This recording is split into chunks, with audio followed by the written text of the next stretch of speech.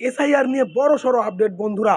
SIR হওয়ার পর এই প্রথম খসড়া ভোটার তালিকা রাজ্যের প্রকাশ করলো ইলেকশন কমিশন অফ ইন্ডিয়া, এবং সেখানে আপনার নাম আছে কি না আপনি অবশ্যই চেক করে দেখে নিন।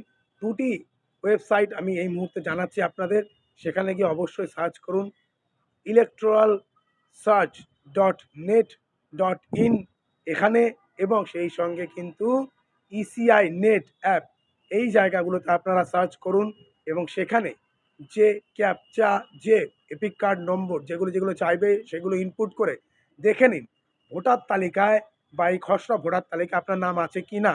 সেই সঙ্গে সঙ্গে মৃত ভোটার, স্থানান্তরিত ভোটার, এইসব সমস্ত যারা ভোটার রয়েছেন সেই সব তালিকাও কিন্তু ইসিআর তরফ থেকে প্রকাশ করা হয়েছে। কতজন এই তালিকা থেকে বাদ যাচ্ছে সেই তালিকাও প্রকাশ করা হয়েছে।